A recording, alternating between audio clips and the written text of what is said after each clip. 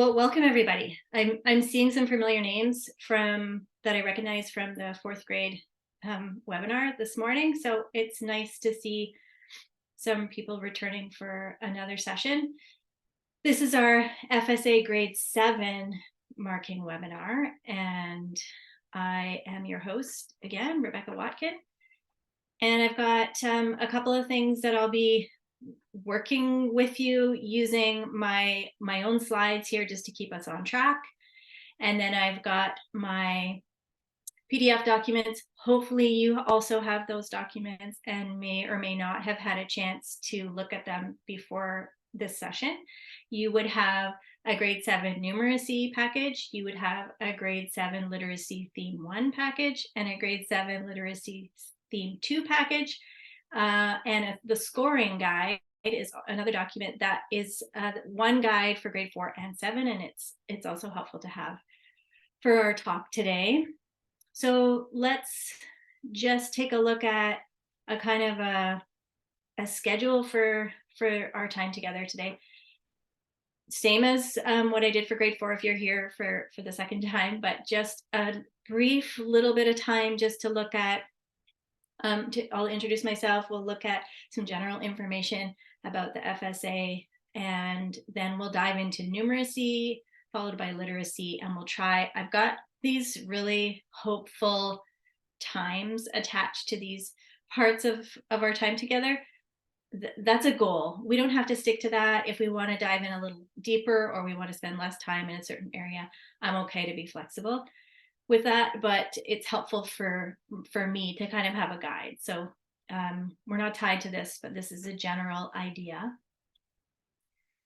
And I'll start with a little bit of an introduction. As I said, my name is Rebecca Watkin, and I'm joining you from the Comox Valley, the unceded traditional territory of the Comox First Nation. And you can see in this image is the Comox Glacier, also known as Quinish. The character of Quinish features in the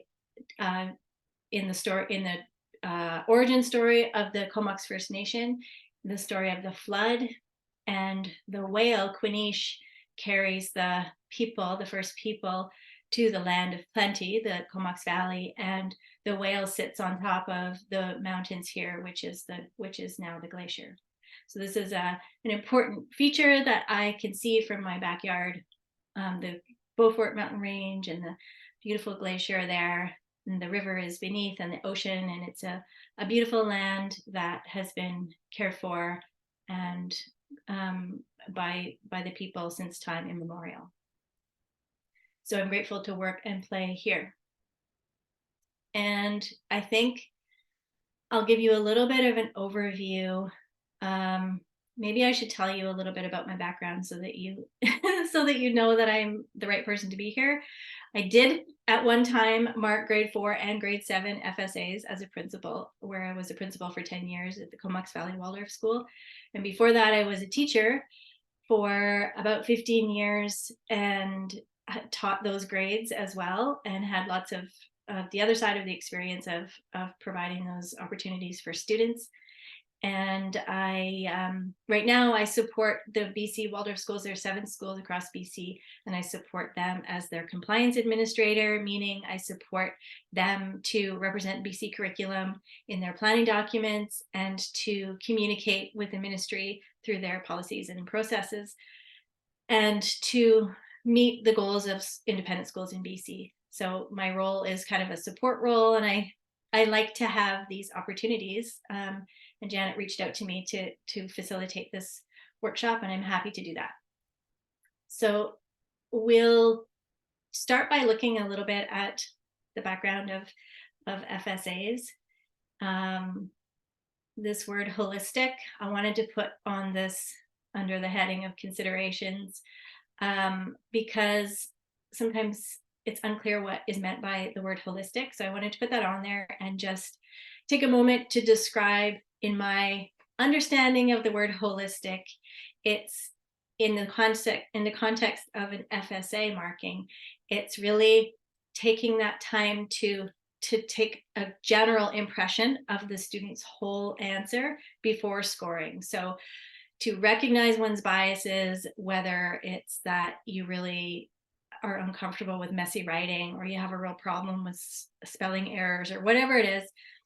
Read through the answer, be aware of your biases, set those aside, take a general impression of the work, highlight for yourself what the student can do, what they're doing well, and to just be aware that there isn't one aspect that's more important than the other when you're marking it. You're kind of marking it as a whole and looking for measuring it against the rubric that gives you instances of different values that you'll see in the rubric. So this kind of whole view, and then using your professional judgment to find the right score. So I wanted to put that word holistic in there. The FSAs it's important to remember, and I know that you probably know this in communicating with parents, that it doesn't follow the student necessarily. It isn't a summative assessment that is going to impact the student in a great way. It's a formative capture for the province to know how students are doing, how can we improve what we're offering to students, how are schools performing in that way. And I put this validity point on here also because I think it's important if we're feeling nervous or concerned about our capacity for marking students' work. It's helpful to know that independent schools are typically only 1 point off of what the professional scorers are scoring. So we've got 99% validity over time. So that gives us the confidence to know that we're doing what we ought to be doing. We're scoring it just like other people score it in BC. And this little hint here, this last point about your deadline for submitting your scoring by November 24th. That's your basic overview.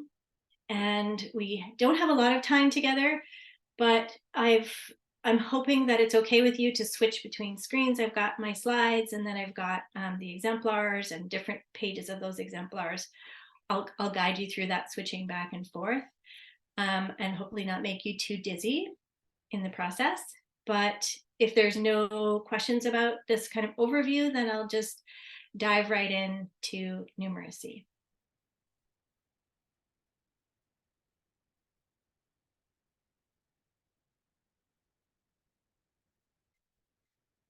So numeracy for grade 7 and grade 4, there are 3 questions, and there are 3 parts to each question. So the rubric has these sort of 3 facets within: the reason and analyze, the understand and solve, and the communicate and represent facet. And so we're going to score those answers holistically for the best line of fit, or the line of best fit. And I thought, good for us to define this. The words that I've put into these slides are from the scoring package. And so the word holistically and this phrase line of best fit, I wanted to dive in a little bit about that, just so that we're all on the same page. And I also think those are the 2 words to me that were most helpful in terms of the lens that I'm using to look at the student work. So line of best fit is when we're looking at a rubric, which I will flip to my numeracy rubric here. For example, this is a snapshot of keywords from the rubric, but line of best fit would indicate, when we're looking at the full rubric, that if we're looking at student work and gathering evidence from student work and kind of placing it along the different columns of the rubric without judgment or without any guess at what the full score will be as we set out. But once we've kind of collected evidence on the rubric, then we can see, actually I've highlighted more in the column for the score of 2, even though I have some highlighted in the column for a score of 3. My professional judgment is that I'm going to score this student's work as a 2, because this is the line of best fit. I have most of the highlighting in this column. That's what's meant by line of best fit. So given that, let's dive right in to the exemplars package. I have to stop share and reshare when I change my screen, but we'll keep this in the back of our mind, and I'll talk you through this as you're looking at exemplars. I might read out some of these keywords to you as we go. But I'll stop share for a moment and reshare. And if you found from Janet's email your grade 7 numeracy exemplars and rationales, you can open that document. If you don't have it, that's okay too. I'm sharing mine. The title page, just to make sure that we're all in the same document, grade 7 exemplars and rationales. And then I have my notes in front of me to keep us on track with what page to be on. And we're going to head to page 2 to read question 1. Give you a moment to read part A, and we'll read part A, B, and C.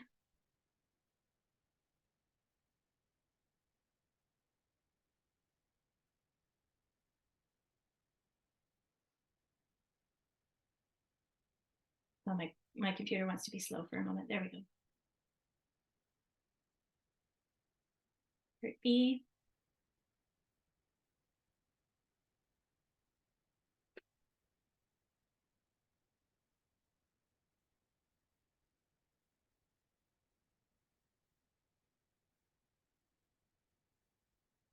And part C.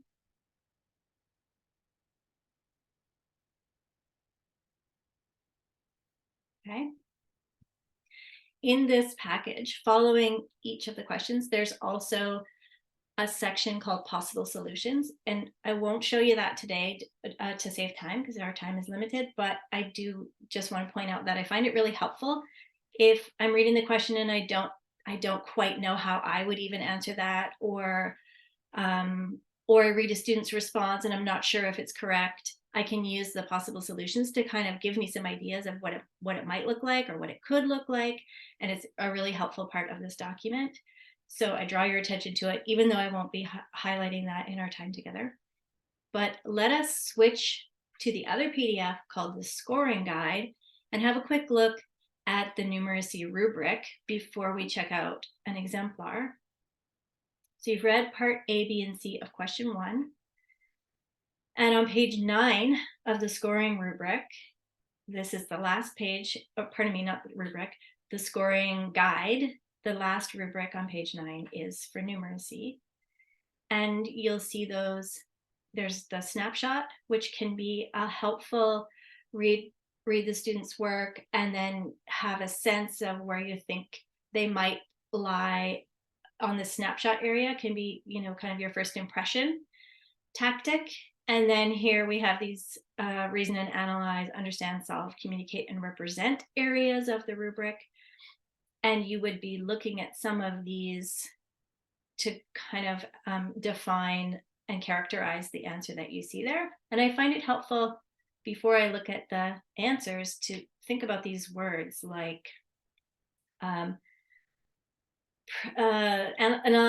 analysis of solution is present but not well supported, whereas a 3, it's sufficiently supported, and in a 4, it's thoroughly supported. For example, these kinds of characterized differences between the columns and the scores.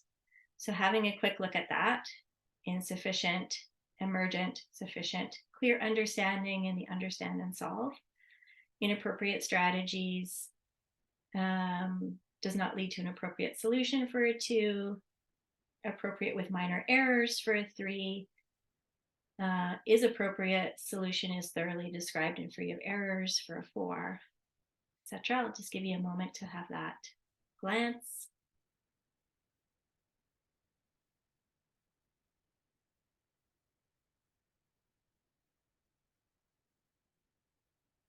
And we can return to this at any time as we're doing our work together. We can pop back over to this rubric and have a look at it. We'll switch screens again. And let's do a little look through of an exemplar. We'll go to question 1, exemplar 5 on page 22 of the numeracy package here, page 22.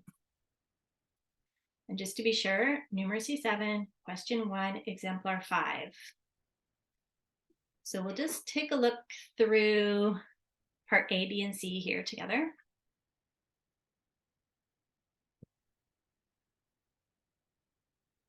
See how this student answered the question.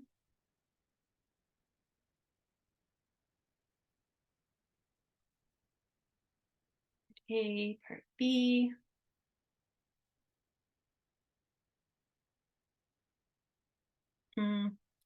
Just scroll up so you get the whole answer.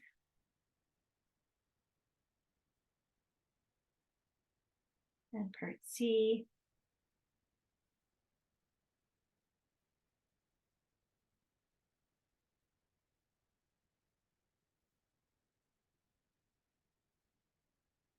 Scrolling back to part 1, and you can take a quick look at, part A, and take a quick look at part B there. As you're looking, I'm going to read to you the keywords from the numeracy rubric.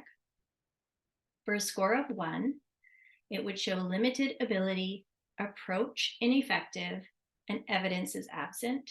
For a score of 2, basic ability, approach difficult to follow, evidence is lacking. For a score of 3, proficient ability, approach is sensible, evidence contains minor inconsistencies. And for a 4, advanced ability, approach is effective, evidence is clear and well presented. So limited, basic, proficient, advanced. What are your thoughts on this exemplar?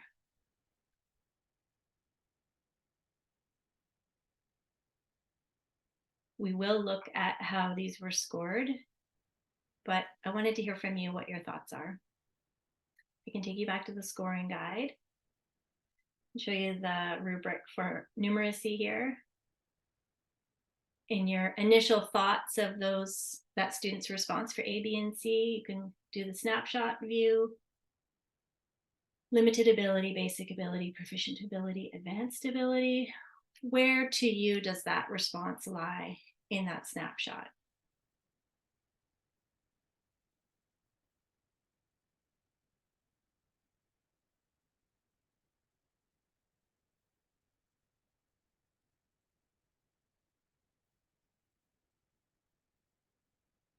It may be that part of the student's response is a part of one of these score cells in a certain area, and maybe it's in a different area in another score.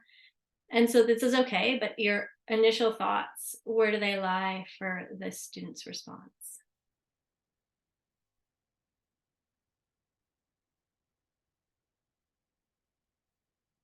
Any thoughts? Somebody's going to have to be bold and brave. Give it a shot.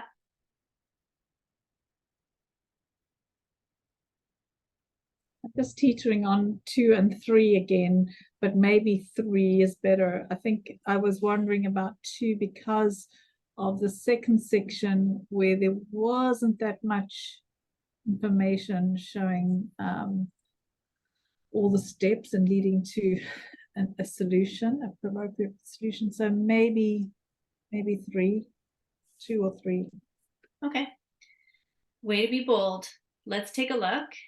We'll go to page in the scoring document, or in the exemplars and scoring. Let's go to page 122. Exemplar 5. And take a look. The score is 3. Let's find out why.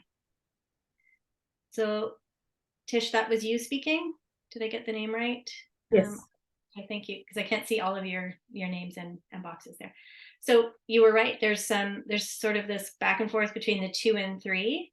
This score gave a 4 for reasoning to solve the problem as explained in detail and insightful. So we can look at the response again and see which portion of the response gave them that impression.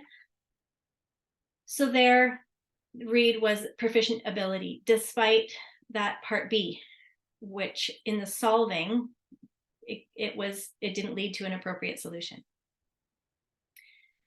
Does anyone have any thoughts about how this was scored? Is it a huge surprise?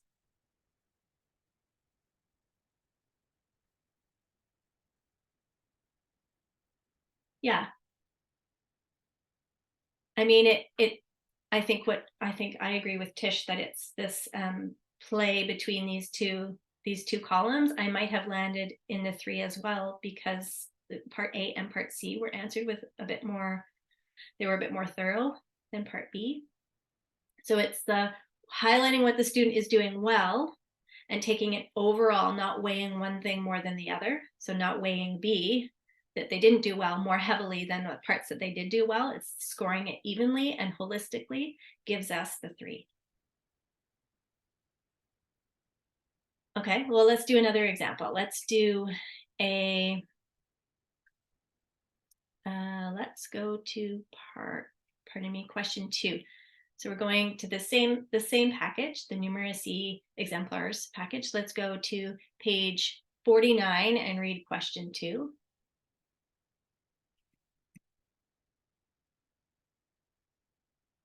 And it has an A, B, and C. So I'll scroll through for you, or you can look at your own document.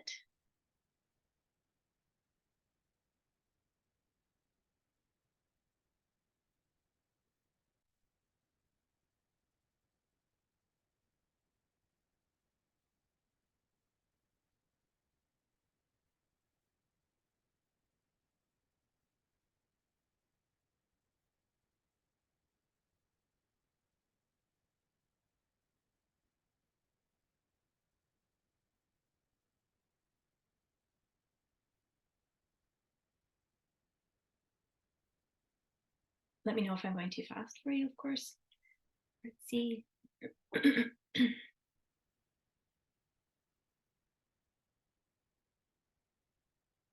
Okay. A quick pop over to the rubric to just look at some of those words as we get comfortable with this rubric. Some of that differentiation between these scores. What are some of those characterizing words? Limited, inconsistent, consistent, clear and concise.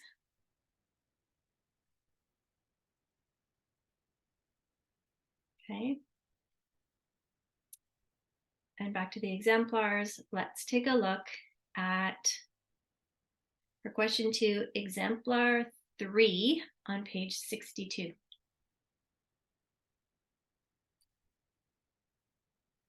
Question 2, exemplar 3. So let's see how this student, so you're looking for, I'll read you the keywords. As you look at this student's response, you're looking for a score of 1 would be limited ability, approach ineffective, evidence is absent. A 2, basic ability, difficult to follow, evidence is lacking. A 3, proficient ability, approach is sensible, evidence contains minor inconsistencies. And a 4, advanced ability, approach is effective, evidence is clear and well presented. So let's see what our initial thoughts are here.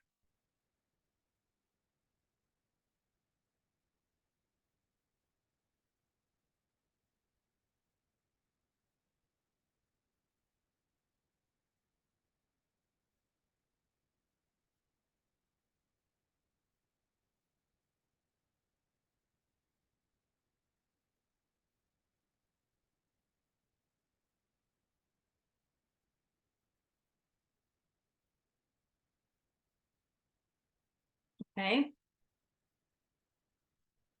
I'll scroll back up to the top and then I'll show you the rubric. See if you can have a sense of your general sense of where this response would be scored.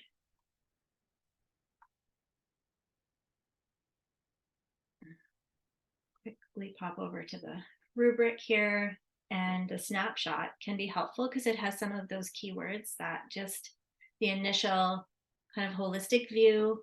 Sometimes it's nice to kind of have that first view and then dissect a little bit in the rubric and then come back to the snapshot. What is your thought from a snapshot perspective, a first glance for that exemplar?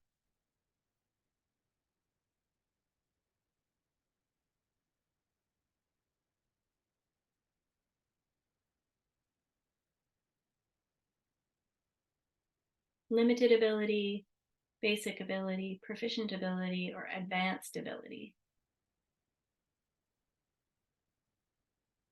And if you're not sure, this kind of dissecting the little pieces out and highlighting what's true, reading the rubric and measuring it against what you're seeing in the example, that can help define, because like Tish said in the first example, sometimes it's between two scores. So who would like to give it a go? What do you think for this example?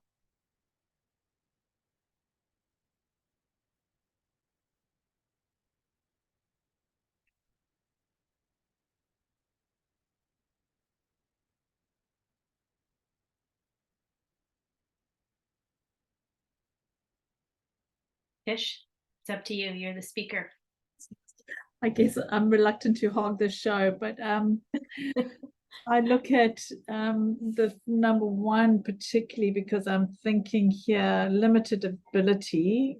There's no solution really.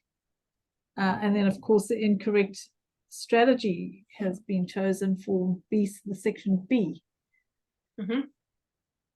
Okay, well, let's take a look. We'll go back to the exemplar document, and it's page 126.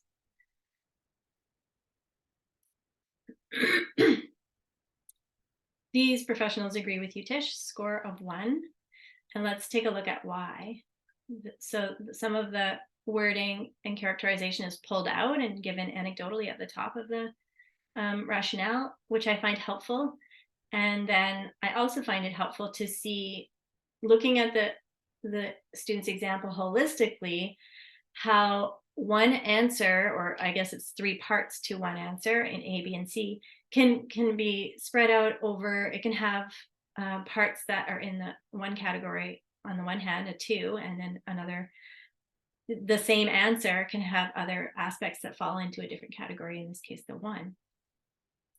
So when choosing the line of best fit, we're going to choose the one that has more highlighting. In this case, it's the 1. And if we go back to that snapshot, those words fit better, and Tish said the same thing. This limited ability is the words that she highlighted in the snapshot view. So, okay, so we're not so far off. Let's do a question 3 example. So to read question 3, we'll go to page 93.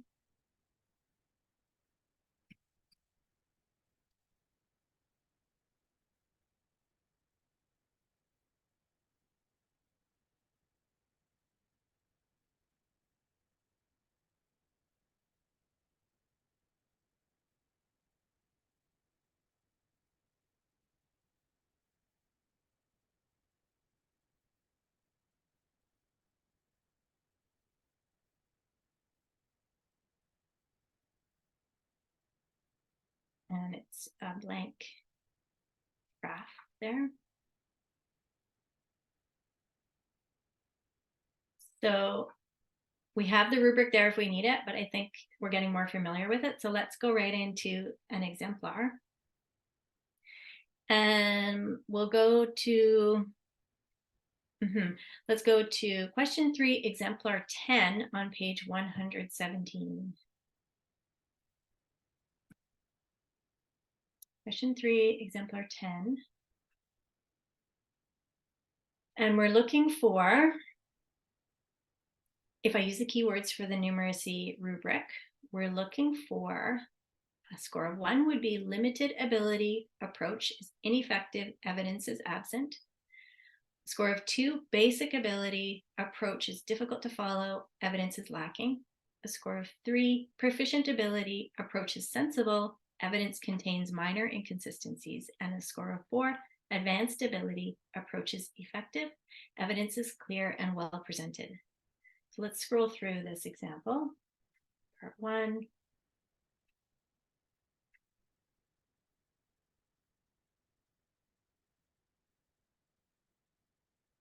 Pardon me, part A, part B.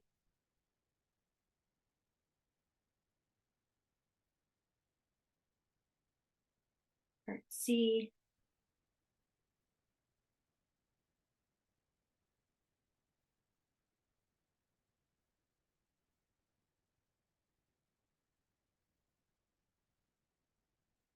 scroll back over them, and then I'll show you that rubric so you can get a sense of it.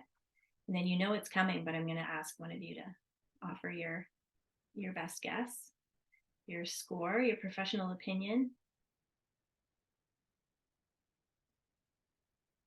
So looking at the scoring guide, I'll switch documents here. We can take a quick snapshot impression of that exemplar. Advanced ability, proficient ability, basic ability, limited ability. Is the reasoning clear and well presented? Are there minor inconsistencies? Is it lacking, or is it absent, for example? And further look, what are your thoughts for that exemplar?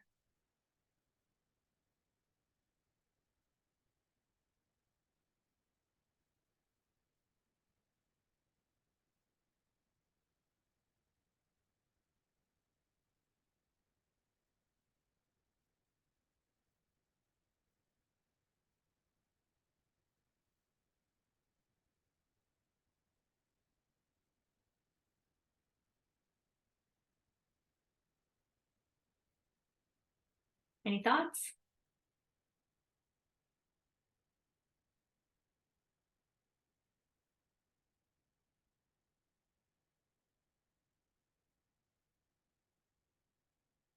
Okay. Well, let's take a look then at how this one was scored. We're going to go to question 3, exemplar 10, scoring on page 134. And this was exemplar 10, received a score of 4. It doesn't have the rubric attached to this rationale, but we can read the anecdotal criteria that led this person to give them a score of 4.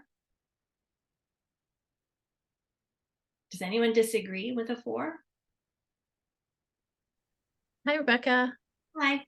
I'm just wondering, in scoring this, like it said where they were supposed to draw and label all possible rectangular garden shapes, this child hasn't labeled it. So in these instances, are we supposed to, if everything else points to a 4, and even though they've left something off that they were explicitly asked to do, are we supposed to sort of just disregard that and go more for the strategy?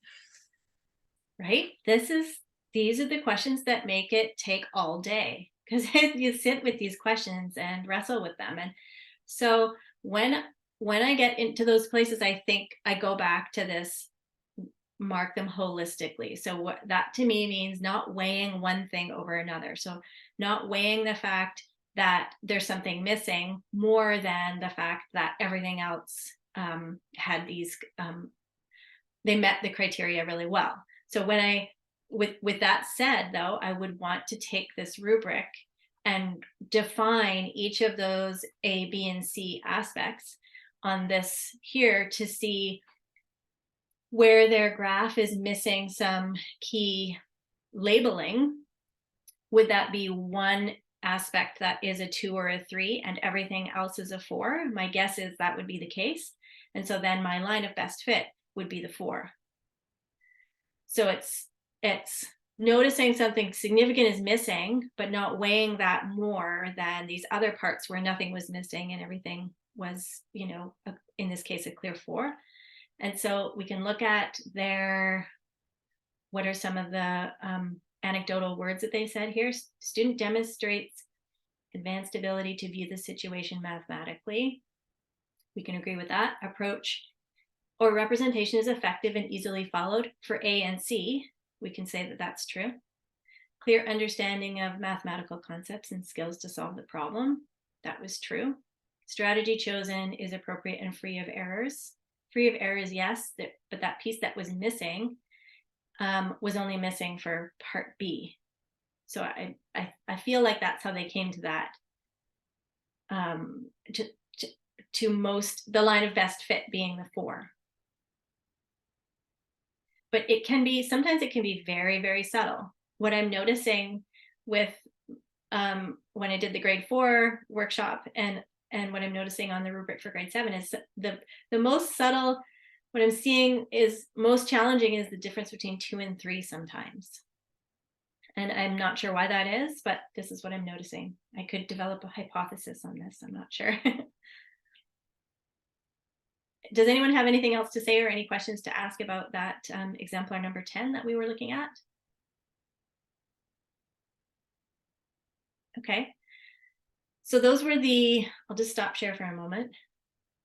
Those are the highlighted numeracy examples that I wanted to share with you and give you a chance to kind of play around with the rubric and get a sense for that relationship between how we normally mark student work, where if somebody gets something incorrect or there's headings missing off of graphs and those kinds of things, they get docked marks, right? If it's a summative capture, those are going to affect the student's score in the end. For the FSA, the kind of capture that we're getting, we're asked to work holistically, where one piece of the student work is not weighed more heavily than the other. So we're kind of graphing it on that rubric in such a way that we won't know until we've done that work of characterizing each aspect of their answer. And then we can look at where it falls on that rubric and identify the line of best fit. I personally find it helpful to give myself my first guess, read everything that the student has written, and then using that snapshot view or the keyword view to kind of give myself a sense of where I think I'm headed, but not make that final decision about a score until I've really played out the entire rubric, and then come back to that snapshot and see how far off I was and why. And sometimes if I'm really unsure, one thing that we can do as educators is ask someone else in another room. We can rely on each other to kind of say, okay, this is my best professional guess based on all of this. I just can't get this one, and ask someone else to give their input, because it's not not a science exactly. You know, it's using our professional judgment against the rubric and marking holistically. So if it's okay with all of you and you have no questions about numeracy, no urgent questions, then we'll move on to literacy.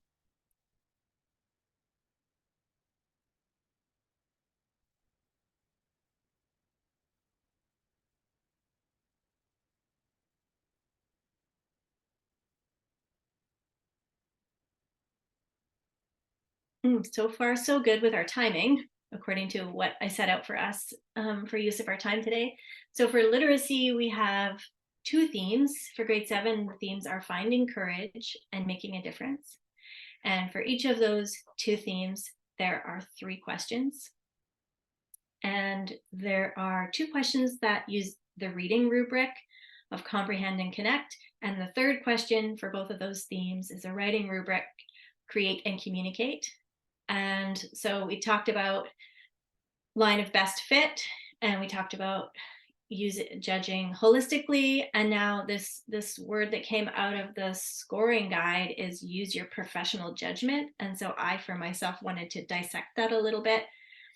And so this term professional judgment is really about taking a balance of the work from the student, the balance of the strengths and the challenges that you see there, and looking and measuring those and characterizing those strengths and challenges with the rubric, according to the rubric, taking that overall score, whether it's in 2 or 3 columns, taking an overall score line of best fit.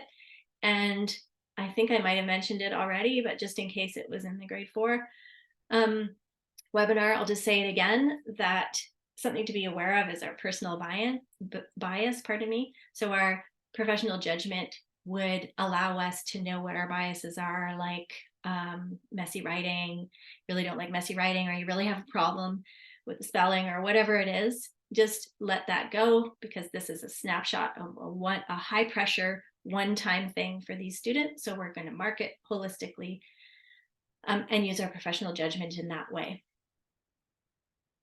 So let's take a look at the keywords rubric for questions 1 and 2. So this is the reading rubric, comprehend and connect, and has to do with question 1 and 2. So what my plan is for us using the time that we have, my hope is that we can do question 1 and 2, and then question 3 for theme 1, but that we also have an experience of theme 2. So that's my goal. And it did work with the grade 4 webinar, so there's no reason that it wouldn't work for us. But if we want to go in a different direction, I'm okay with that too. So for the reading rubric, these are the kind of characterization of these different scores: limited understanding, misreading, verbatim recall for a mark of 1, a score of 1, a score of 2, understanding the gist, simplistic support, literal interpretation. A score of 3, clear understanding, support, mostly accurate. And for a score of 4, in-depth understanding, support, accurate, and insightful. So given that, I'll stop share my slides and I'll take you over to the literacy theme 1 for grade 7. And if you have your own version of that, you can get yourself sorted out there. But if you don't, that's okay, because I'm sharing it here with you just so that we know we're on the same page. I've got the title page here: FSA grade 7, theme 1, Finding Courage. And we will go to page 2 to read the story. Of course, it was Janet's hope that you would have had time to read this ahead of time, just in case that wasn't how your life went today or in the previous few days. I will just scroll through it slowly for about a minute and give you a chance to kind of skim it and just get a sense of the theme before we look at the first question.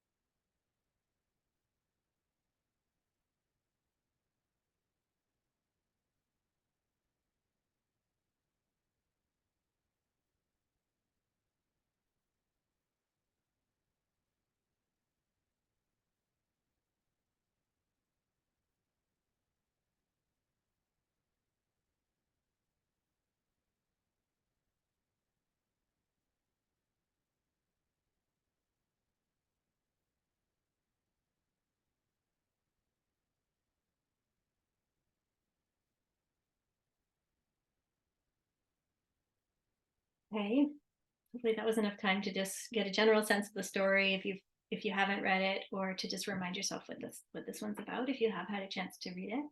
So we'll read the first question for this first theme is here on page 5.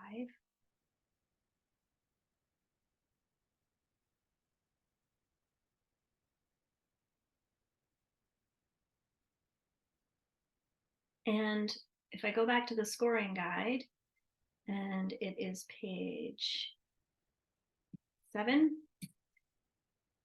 grade 7, Comprehend and Connect. This is the reading rubric. Just to give you a sense of the words, if you could just do a quick view to capture, I'll show you the snapshot for a moment and then I'll scroll down, just a sense of those words before we look at the exemplar, and then we can come back once we've seen an example.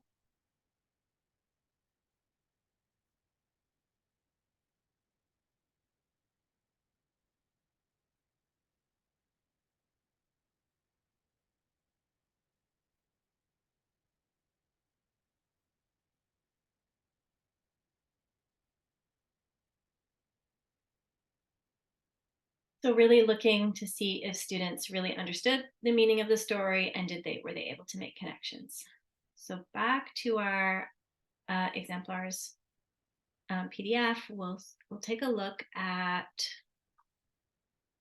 theme 1, question 1, exemplar 11 on page 18.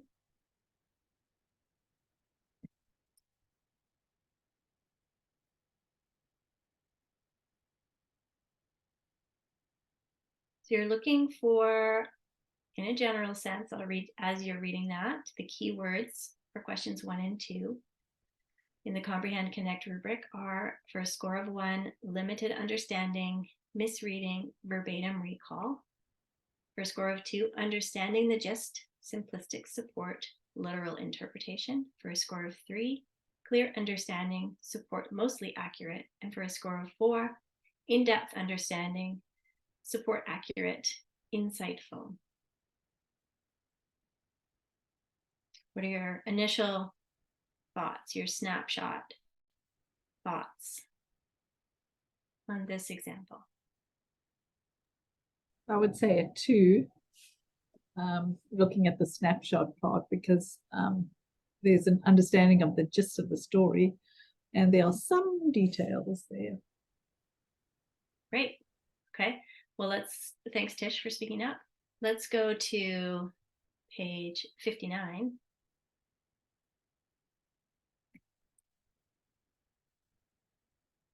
And you can see Tish is getting really good at this.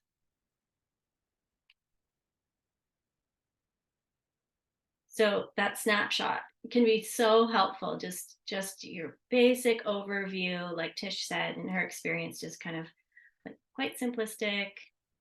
And then once you dissect it a little bit and characterize each piece, you notice in this example, all of these elements end up in the score of 2 column in both the comprehend and in the connect part here. Does anyone have any thoughts about this particular example? Okay. Well, let's repeat. Let's read the next story on page 21. And then we'll go into question 2. So again, hopefully you've read it beforehand, but I'll give you a chance to remind yourself, or if you haven't read it, to just skim.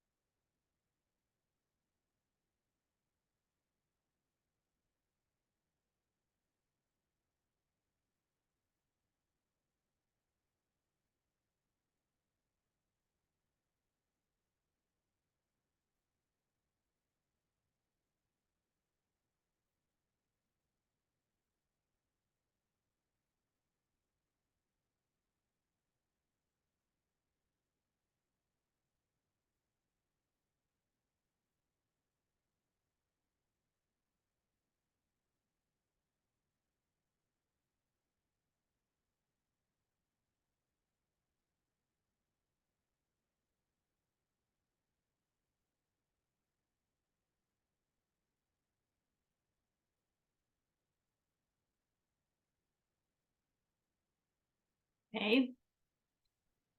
Hopefully that was enough time, and I'll just scroll to the next page so you can read question 2.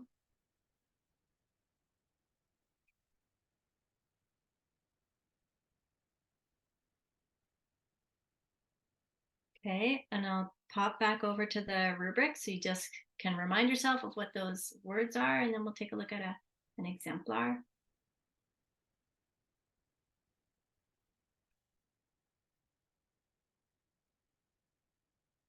So Question 2 is still in the reading rubric of connect and comprehend.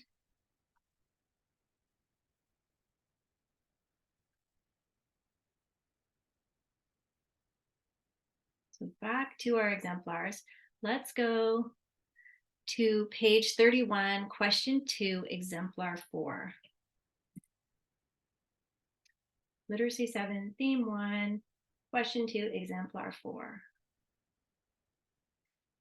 And I'll give you a moment to read that while you consider the scores. For a score of 1, limited understanding, misreading, verbatim recall. Score 2, understanding the gist, simplistic support, literal interpretation. Score of 3, clear understanding, support mostly accurate. And a score of 4, in-depth understanding, support accurate and insightful.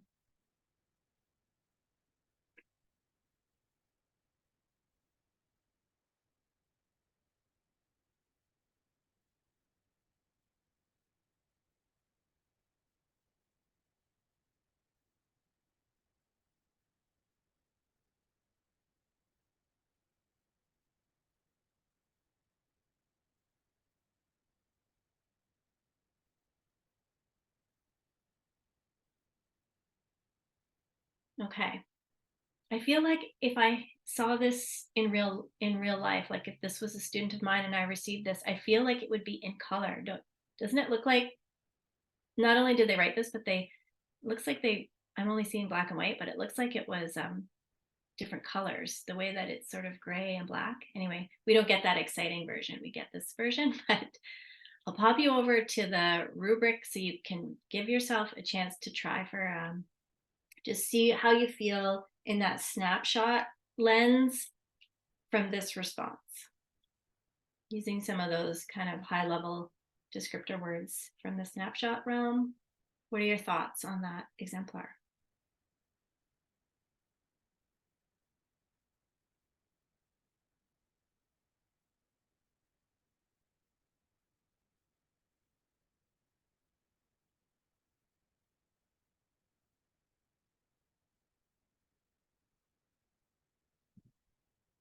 Tish, you know you want to.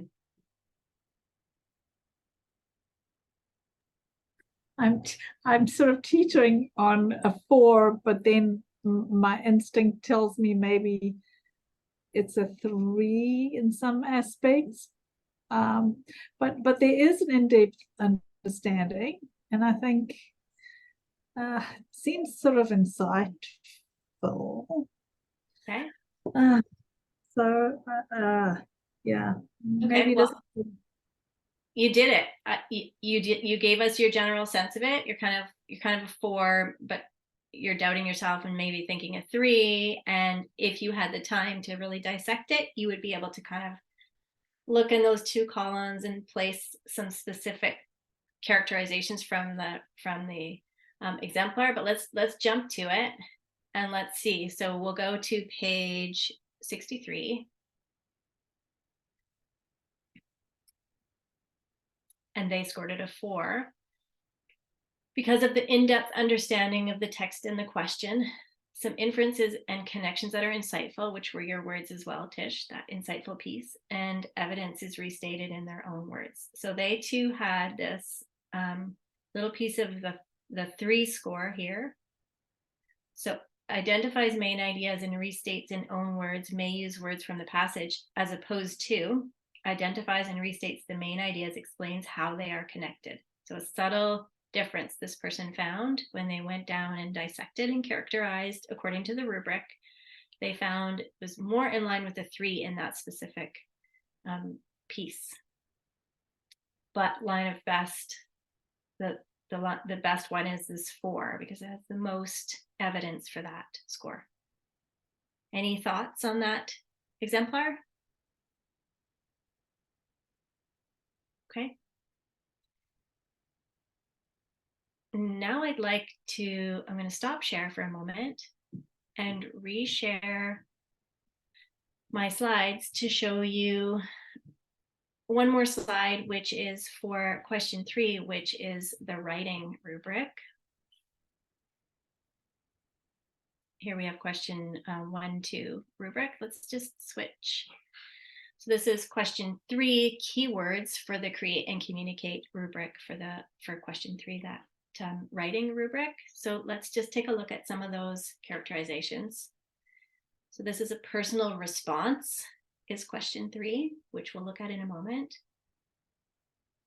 So we're looking for a score of 1, unorganized, few personal connections, simple language. Score of 2, some organization, some personal connections, generally simple.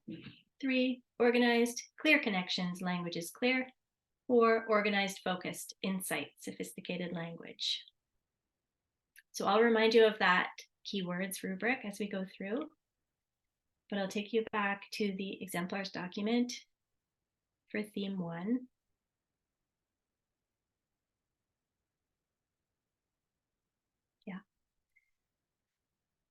And we'll go to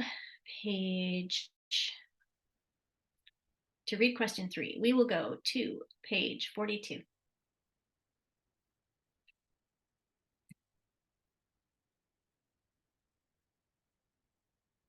So this is kind of drawing on question 1 and 2. And, around that theme. Gives a chance for a personal response. So let's take a look at, I'm going to switch you over to the scoring guide, and it is page 8 I want. Personal response scoring guide. So this is the create and communicate. I can fit it all on one page, so that's nice. We have the snapshot here, which is where some of those keywords were taken from in the one that I showed you on my slide, which is also from the scoring guide document. This can be helpful for your kind of initial thoughts, your best guess at the beginning of your process, and then this is more useful for characterizing and kind of dissecting to get to where you want to be with the score. You can get a sense of how this is differentiated among those scores. And we will return to this as needed. So theme 1, question 3, let's go to exemplar 1, question 3 on page 43. Exemplar 1. And I'll just scroll up so that you can get the whole, there we go. So you're looking for create and communicate is the rubric. A score of 1, unorganized, few personal connections, simple language, a score of 2, some organization, some personal connections, generally simple language, a score of 3, organized, clear personal connections, language is clear, and a score of 4, organized, focused, insight, sophisticated language.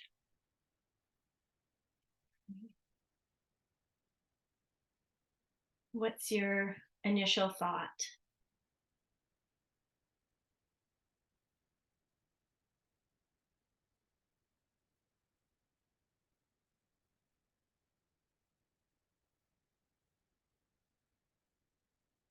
Pop you back over to the rubric here so you can look at the snapshot view.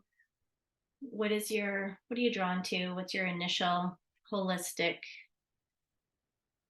kind of first glance score?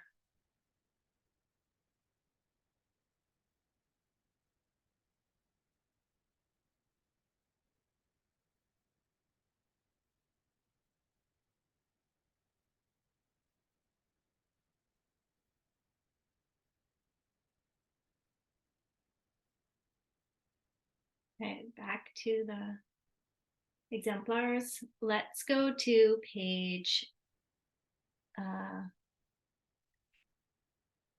69.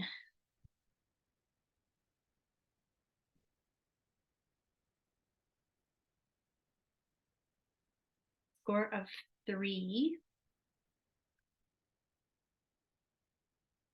for exemplar 1.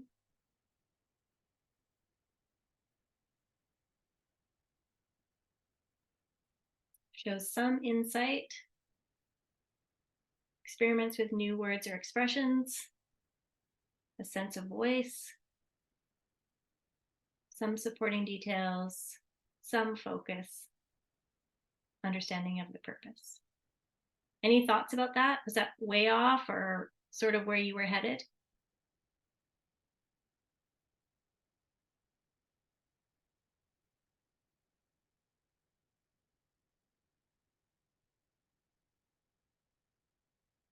Okay.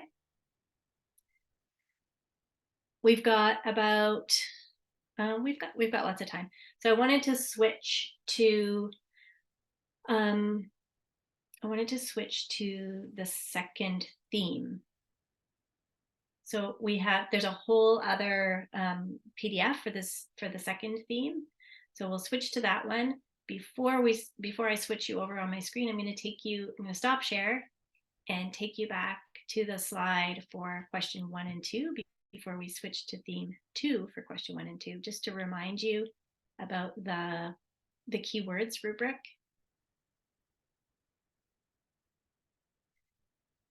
So this is the keywords for question 1 and 2 is comprehend and connect. And I'll give you a chance to just review what the kind of characterization of each of those scores is.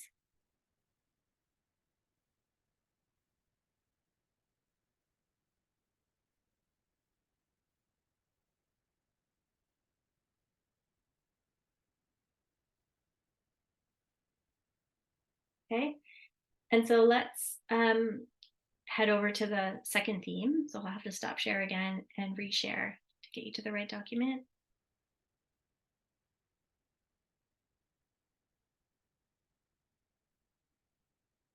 Sometimes it's just a guessing game where I'm going to take you. I have so many things open on my desktop.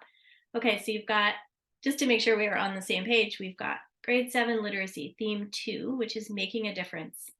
This is just where we want to be. That's a good sign. So we'll read the first story on page 2.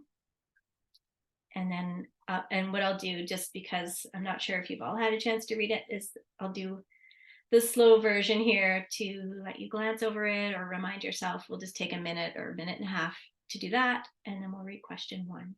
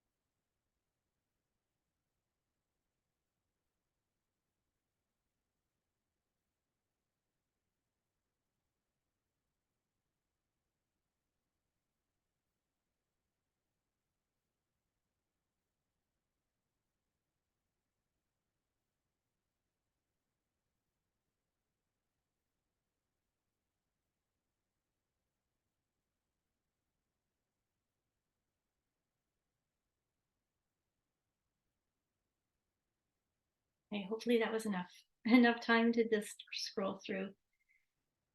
I recognize the challenge of reading from someone else's screen, if that's you. And so here's question 1.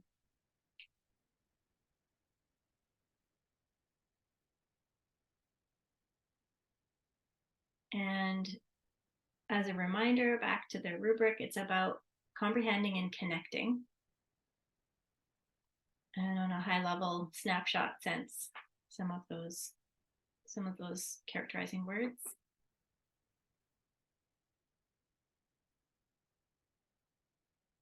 So let's look at an exemplar.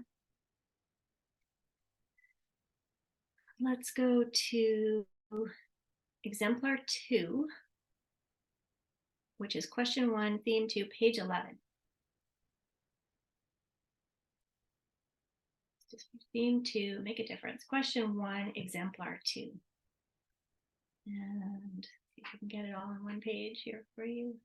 Might have to scroll up for you, but have a look at this exemplar and consider as you read, does it highlight limited understanding, misreading, verbatim recall for a 1, or 2, understanding the gist, simplistic support, literal interpretation, or a 3, clear understanding, support, mostly accurate, or 4, in-depth understanding, support, accurate, and insightful.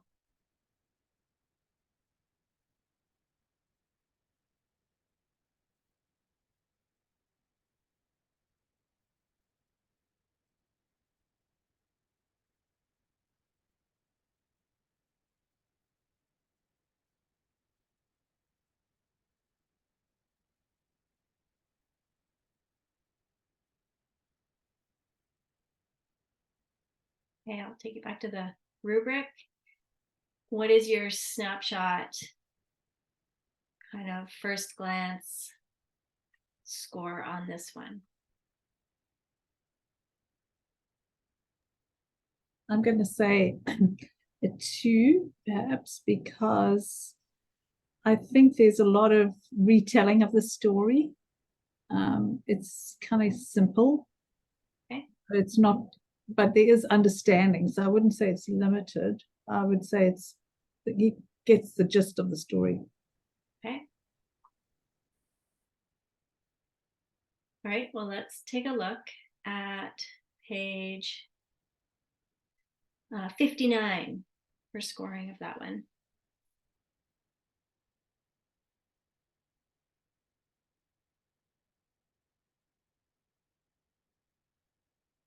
So as Tish said, a basic understanding, a lot of retelling, and simple opinion, simple inferences.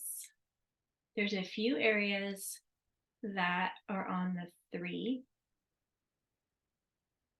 but this is the the line here that has most of the details are within that score.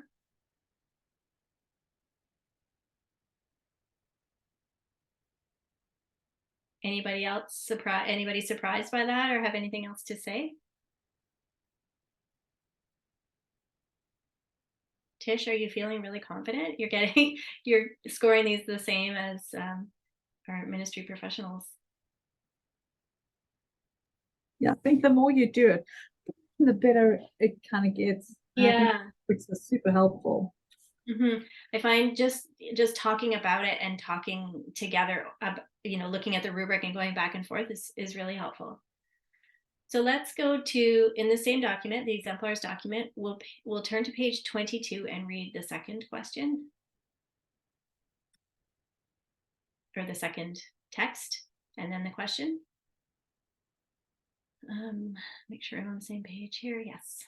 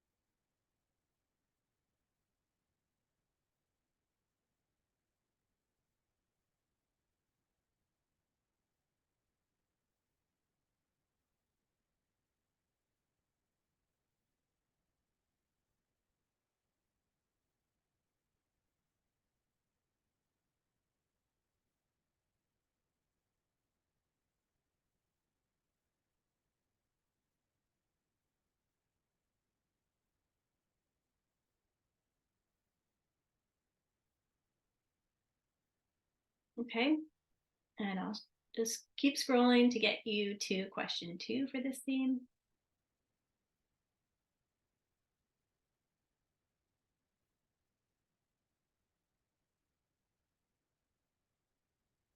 Okay, so we're looking for comprehend and connect. Here's the rubric again.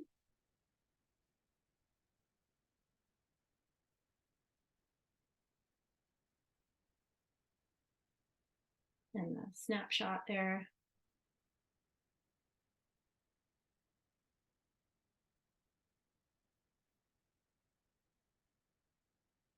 So back to the exemplars PDF, let's turn to theme 2, question 2, exemplar 13 on page 40.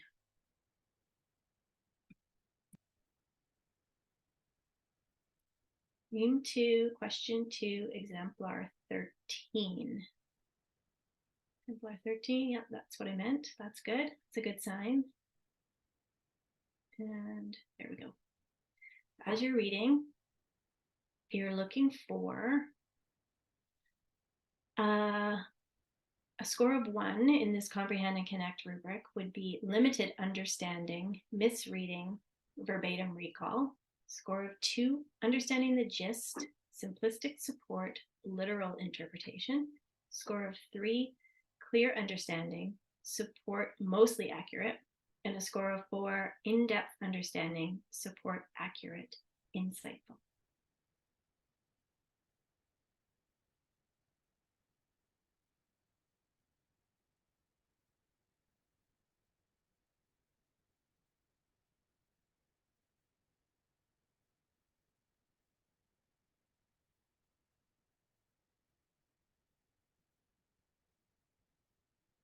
I'll take you over to the rubric and you can give me your sense of where this one, your first glance, where do you think this one lies?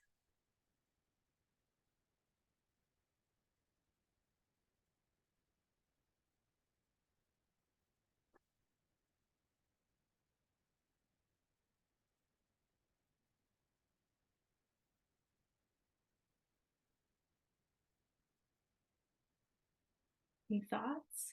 This one, I found this one tricky. Yeah, this one, it almost looks like it could be a 4, but I think maybe lacking although it's got voice and a little bit of sophistication, I think maybe I would go to a 3. Okay, well, let's check it out because I'm not giving you a lot of time, Tish, to really dissect it. So your first glance is most helpful when I'm sort of asking for this initial thought. I think that your first thought is great. So let's go to page 67.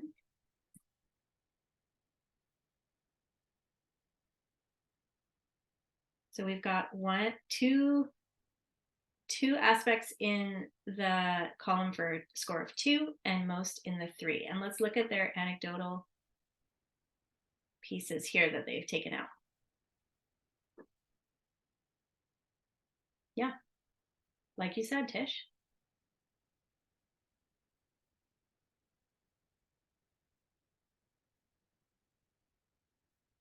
I like how in these examples of using the rubric, and not every exemplar score rationale shows the use of the rubric, but I appreciate the ones that do because it may be that there's only a portion of each point that applies to the exemplar that you have or the example that you have. And so I can appreciate that. I don't have to feel like this entire point is a perfect fit to the student work that I'm looking at. Even if it's just a portion, it's worth highlighting so that I can map myself out and decide on a score.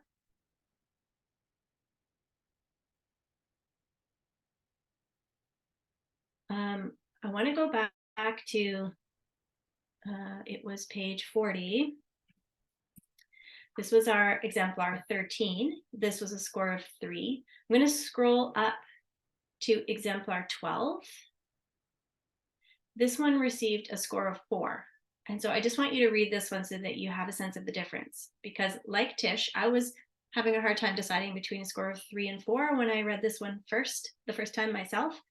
And it helped me to have an example of one that was scored a 4 so that I could see the differences. So just give you that opportunity.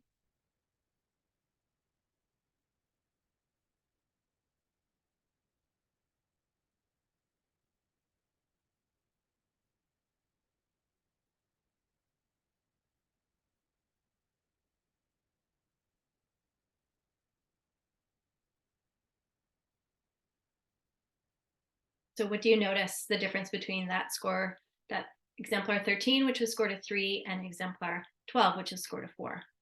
Do you notice a significant difference? Yeah, I think now that I look at it, for sure, there's definitely more sophistication, I would say. There are more connections kind of made between the text, and there's a more an insightful understanding. I would see that now. Yeah. Yeah. And so this makes a case for when you're setting out to mark, to have each example, to have an example of a score of 1, of 2, of 3, of 4, so that you can kind of refer back, and just, it's just subtle differences, but it is really helpful to have a specific example to remind yourself how you could characterize those differences. So I'll stop share for a moment and take you back to my slide 9 as we go into question 3, and it switches rubrics, just to get you back in the game for this rubric for question 3, create and communicate. So keywords from the question 3 rubric of create and communicate. This is the personal response connected to the theme. And so just to give you a quick look at some of those characterizing words for the scores, and I'll draw you back to this as we go through. So I'll stop share and take you back over to our theme 2 exemplars package. And I have to find it first. Looks like that. Yeah. All right. So let's go to question 3, and that's in this exemplars document, page 41.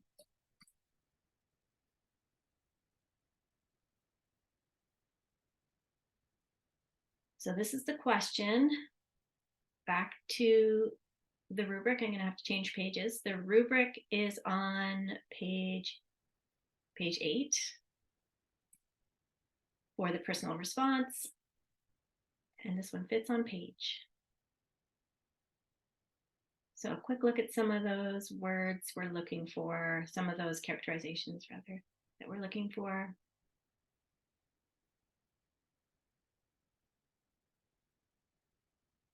And I'll walk you through it as we go, but back to the exemplars, let's go to page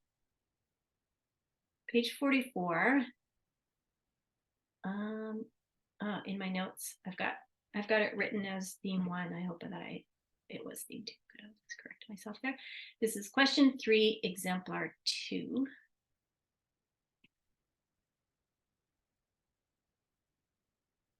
I think this one goes on to 2 pages. I'm going to scroll quickly to double check. Yeah, so let me give you a moment, and then I'll scroll to the next page so you can read that. And the rubric that you're kind of having in mind here is for a score of 1 for this personal response: unorganized, few personal connections, simple language. For a score of 2, some organization, some personal connections, generally simple language. For a score of 3, organized, clear personal connections, language is clear. And for a score of 4, organized, focused, insight, sophisticated language. So scroll to the second page for you.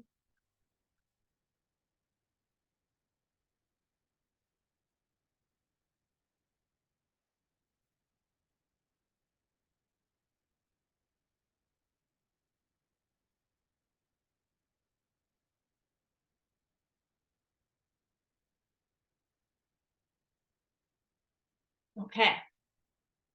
switching documents for you to the rubric, get a sense of your first glance snapshot. What are your thoughts on that personal response example?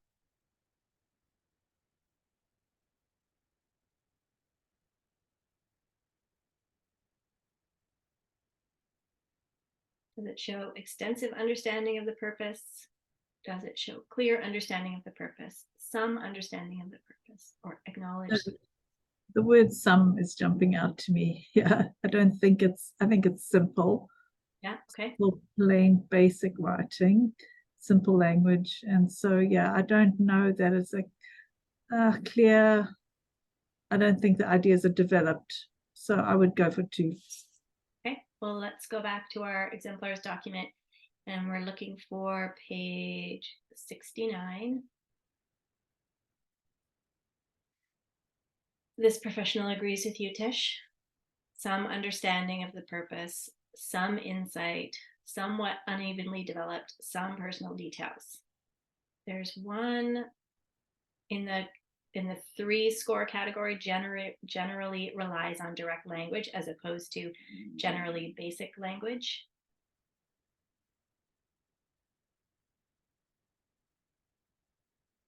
Any surprises on that one, or anything to say about this example?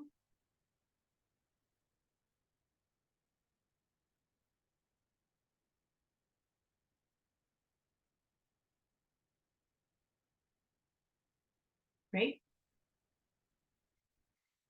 I'm going to stop share because we had examples from the numeracy, we had examples from the 2 themes of the literacy, and really the takeaway is that you have the scoring guide to rely on that has, from my slides, that keywords rubric, and you have the rubrics are really great, and in the exemplars package it shows you so many great examples of how to use that and how to highlight that rubric.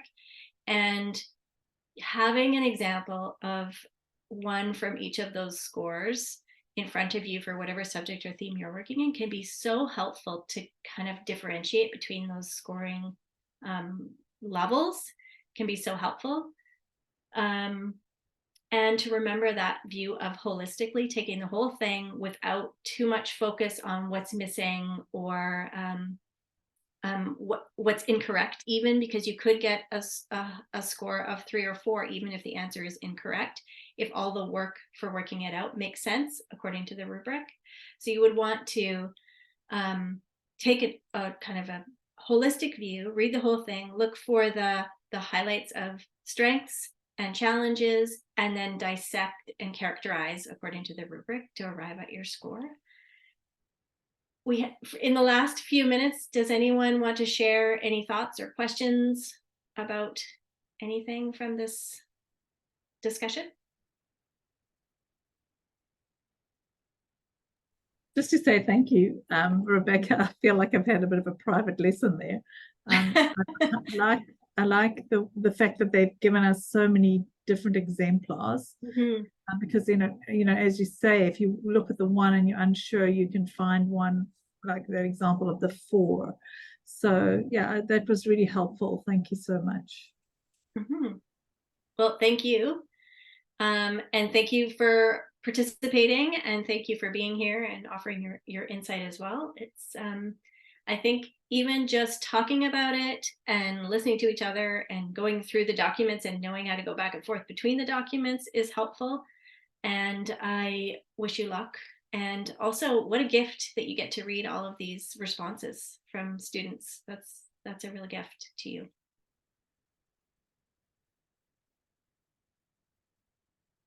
And thank you to FSA too for offering us this opportunity. Thank you so much, Rebecca, for coming. My pleasure. Yeah, thanks again. It was really great. Yeah, my pleasure. Thank you. Okay, bye now. Happy marking. Thank you.